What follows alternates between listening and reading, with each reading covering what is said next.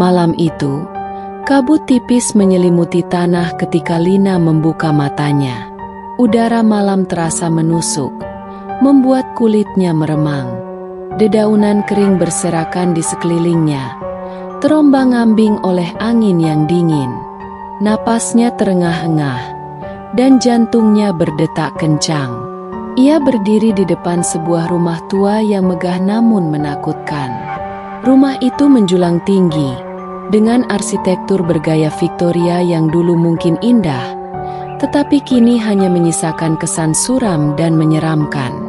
Cat di dindingnya mengelupas. Jendela-jendela besarnya berdebu dan menghitam, seakan menyimpan rahasia kelam di dalamnya. Pagar besi di sekeliling rumah itu sudah bengkok dan berkarat, seolah mencoba mencegah siapapun untuk masuk, atau mungkin agar sesuatu di dalam tidak bisa keluar. Lina mengerjap. Bagaimana ia bisa sampai di sini? Yang terakhir ia ingat, ia tertidur di kamarnya sendiri di kota. Lalu, tiba-tiba, ia terbangun di depan rumah ini, sebuah rumah yang hanya ia dengar dari bisik-bisik warga desa saat kecil. Rumah Van der Veer. Dulu, rumah ini adalah tempat tinggal keluarga kaya yang sangat dihormati. Tapi suatu malam, tragedi mengerikan terjadi. Seluruh keluarga ditemukan tewas dengan cara yang mengenaskan, sementara anak perempuan mereka, Eleanor, menghilang tanpa jejak. Sejak itu, rumah ini dikabarkan berhantu. Tidak ada yang berani mendekatinya setelah matahari terbenam. Dan kini, Lina berdiri di sini. Lina! Sebuah suara berbisik dari belakangnya. Lina tersentak, menoleh cepat. Tidak ada siapapun, hanya ranting-ranting pohon tua yang bergetar tertiup angin. Tapi suara itu terasa begitu nyata, begitu dekat. Pintu pagar yang tadi tertutup kini sedikit terbuka, berderit perlahan, seolah mengundangnya masuk. Lina seharusnya berbalik dan lari. Seharusnya ia pergi dari sini dan tidak menoleh lagi. Tapi ada sesuatu yang menariknya. Jari-jarinya menyentuh pagar yang dingin, dan sebelum ia menyadarinya, ia sudah melangkah masuk. Rumah itu telah menantinya. Bisikan dari masa lalu. Begitu Lina melewati pagar, suasana di sekelilingnya berubah. Dunia luar terasa menjauh, meninggalkan keheningan yang aneh. Tidak ada suara jangkrik, tidak ada hembusan angin, hanya kesunyian yang mencekam. Tangga kayu menuju beranda berderit pelan saat ia menaikinya. Tangannya gemetar ketika hendak mengetuk pintu. Namun sebelum tangannya menyentuhnya, pintu itu terbuka sendiri. Udara dingin menerpa wajahnya, membawa aroma kayu lapuk dan debu. Cahaya bulan menyoroti ruangan yang gelap dan luas. Langit-langit tinggi dihiasi lampu gantung tua yang berdebu. Karpet merah tua terbentang di sepanjang lantai kayu. Potret-potret tua tergantung di dinding. Wajah-wajah yang mengamatinya dalam keheningan. Lina melangkah masuk. Jantungnya berdegup kencang. Lalu, suara itu terdengar lagi. Tap, tap, tap. Langkah kaki kecil berlari di lantai atas. Ia meneguk ludah. Matanya mengarah ke tangga yang berkelok menuju lantai 2. Di ujung tangga, dalam bayang-bayang yang gelap, seorang gadis kecil berdiri. Gaun putihnya kotor dan robek. Rambut panjangnya menutupi sebagian wajahnya. Ia berdiri diam, menatap Lina. "Kau akhirnya pulang." Suara gadis itu lembut, tetapi ada sesuatu yang membuat bulu kuduknya meremang. Lina ingin berlari. Ia ingin berteriak, tetapi tubuhnya seolah terpaku di tempat. Gadis itu tampak begitu familiar. Kemudian, dunia di sekelilingnya berubah. Dinding-dinding yang tadinya berdebu kini bersih dan bercahaya. Lilin-lilin menyala di sepanjang lorong. Tawa dan suara percakapan memenuhi udara. Lina mengedipkan mata. Ia kini berdiri di tengah rumah yang masih hidup. Di hadapannya, seorang wanita muda duduk di meja makan bersama seorang pria dan seorang anak kecil. Mereka tertawa, berbincang, menikmati makan malam bersama. Namun, ada sesuatu yang aneh. Seketika, suara-suara itu menghilang. Senyuman mereka lenyap. Darah mulai mengalir dari leher pria itu. Wanita di sebelahnya terjatuh. Matanya melotot ketakutan. Anak kecil itu menjerit. Tetapi tubuhnya menghilang ke dalam bayangan hitam yang mencengkeramnya. Lina mundur. Napasnya tersengal. Dunia kembali gelap. Rumah itu kembali kosong. Dan kini, gadis kecil tadi berdiri tepat di hadapannya. Lina membuka mulutnya untuk berteriak, tetapi tidak ada suara yang keluar. Gadis itu mendongak. Untuk pertama kalinya, Lina bisa melihat wajahnya dengan jelas. Itu wajahnya sendiri. Kebenaran yang menyakitkan. Saat itulah, semua ingatan menghantamnya. Lina bukan orang asing yang tersesat di rumah ini. Ia adalah Eleanor van der Veer. Malam itu, kemarahan dan kebencian menguasainya. Ia merasa dikhianati, ditinggalkan, dan dalam keputusasaan, ia membunuh keluarganya. Tangannya menggenggam pisau, menusukkan ke dada ayahnya. Ia meracuni ibunya, adiknya.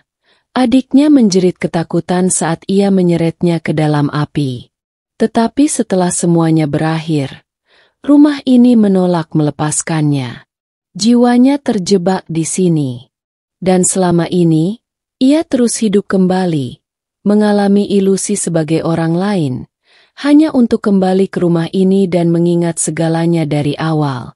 Sebuah siklus tanpa akhir. Lina, atau Eleanor, menatap bayangannya sendiri yang tersenyum kejam. Ia ingin lari. Ia ingin bebas.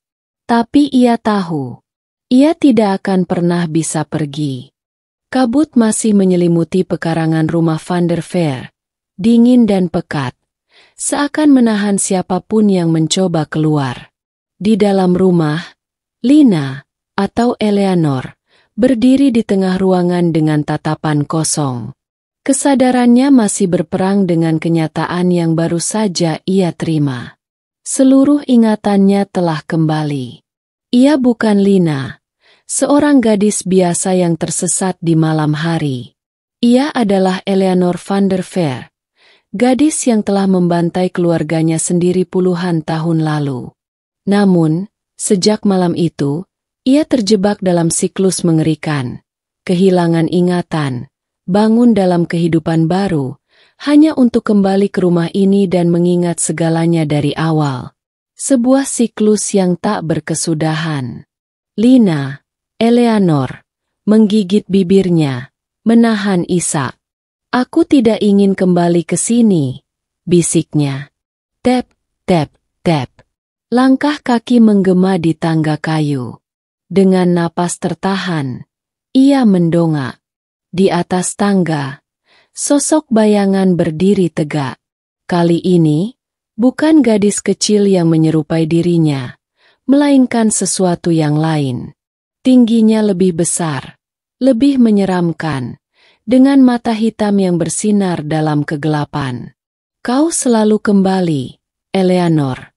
Suara dalam yang berat menggema di seluruh ruangan. "Karena kau milikku." Lina terhuyung mundur. Bayangan itu bergerak turun, mendekatinya dengan langkah perlahan. Setiap gerakannya membawa hawa dingin yang menusuk. "Aku tidak ingin hidup seperti ini lagi," teriaknya. Bayangan itu tertawa pelan. "Kau bukan hidup, Eleanor. Kau hanya bayangan dari masa lalu yang tak bisa pergi." Seketika, lantai di bawah Lina berubah. Karpet merah tua yang berdebu kini menghilang. digantikan oleh lantai kayu yang berlumuran darah. Ia mengenali pemandangan ini. Ia melihat kembali malam pembunuhan itu. Di sana, di sudut ruangan, ayahnya tergeletak dengan pisau tertancap di dadanya. Ibunya terkapar dengan wajah yang membiru, hasil dari racun yang ia tuangkan ke dalam minumannya. Dan di dekat perapian, sosok kecil dengan gaun putih tergeletak tak bernyawa. Tubuhnya hangus oleh api.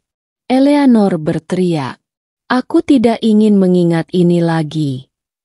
Bayangan itu mendekat, menyentuh bahunya dengan tangan yang dingin. "Tapi inilah dirimu, Eleanor. Pembunuh, penghancur. Dan rumah ini akan selalu menjadi tempatmu." Air mata mengalir di pipinya. "Jika aku memang milik rumah ini," katanya lirih, "kenapa aku selalu dikembalikan ke dunia luar?" Bayangan itu terdiam sejenak. "Karena rumah ini ingin kau menderita. Karena dosa tak seharusnya dilupakan." Eleanor merasakan kepanikan merayap di tubuhnya. Jadi selama ini, rumah ini mempermainkannya. Ia selalu diberikan harapan palsu, kehidupan baru, hanya untuk kembali ke sini dan dihadapkan pada kebenaran yang menyakitkan. Tidak ada kelepasan, tidak ada jalan keluar. Tapi, bagaimana jika ada cara lain? Bagaimana jika ia bisa melawan? Pemberontakan Eleanor. Eleanor mengepalkan tangannya. "Tidak," katanya. Suaranya lebih kuat dari sebelumnya. "Aku menolak ini. Aku menolak takdir ini." Bayangan itu mengeluarkan suara geraman rendah. "Kau tidak bisa melawan rumah ini, Eleanor. Kau adalah bagian dari kutukannya." "Tidak!" Eleanor berteriak. Ia berlari menaiki tangga, menuju kamar masa kecilnya. Saat ia masuk, ruangan itu masih sama seperti dalam ingatannya, dengan dinding berwarna krem pudar dan boneka-boneka tua yang tersusun rapi di rak. Tapi ada satu hal yang berubah. Di tengah ruangan, ada sebuah cermin besar. Eleanor mendekat. Bayangannya di dalam cermin bukan dirinya yang sekarang, melainkan sosoknya saat kecil. Eleanor kecil yang tersenyum dingin, dengan darah di tangan mungilnya. "Aku bisa membebaskanmu," kata Eleanor kecil dalam cermin. Eleanor menelan ludah. "Bagaimana? Kau harus menerima siapa dirimu sebenarnya." Eleanor terdiam. Apakah itu yang harus ia lakukan? Menerima dirinya sebagai pembunuh? Itu bukan jawaban yang ia inginkan. "Aku menyesal," katanya. Air matanya jatuh. "Aku menyesal membunuh mereka. Aku menyesal melakukan semua ini." Eleanor kecil dalam cermin menggeleng. "Penyesalan tidak cukup. Kau harus merasakan apa yang mereka rasakan." Tiba-tiba, rasa sakit menghantam tubuh Eleanor. Dadanya terasa seperti ditusuk pisau. Tenggorokannya terbakar seakan menelan racun. Kulitnya terasa panas seperti dijilat api. Ia jatuh berlutut, menjerit dalam kesakitan yang luar biasa. Sementara itu, cermin di depannya mulai retak. Bayangan Eleanor kecil tertawa. "Akhirnya kau mengerti. Penderitaan tidak bisa dihindari." Eleanor menatap cermin itu dengan sisa kekuatannya. Jika rumah ini ingin dia merasakan apa yang dialami keluarganya, maka ia akan melakukannya, tetapi dengan caranya sendiri. Dengan seluruh kekuatan yang tersisa, ia meraih pecahan cermin yang jatuh ke lantai. Lalu, dengan satu tarikan napas terakhir, ia menusukkan pecahan cermin itu ke dadanya sendiri. Kebebasan atau akhir yang baru? Cahaya terang meledak di sekelilingnya.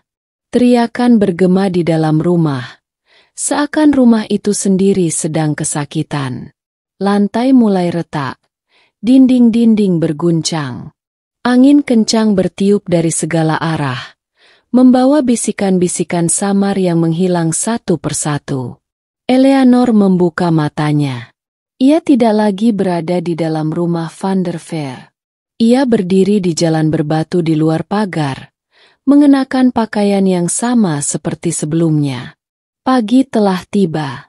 Burung-burung berkicau, dan cahaya matahari hangat menyentuh kulitnya. Rumah Van der Veer masih berdiri di belakangnya, tetapi kini tampak lebih tua dan lebih sepi dari sebelumnya.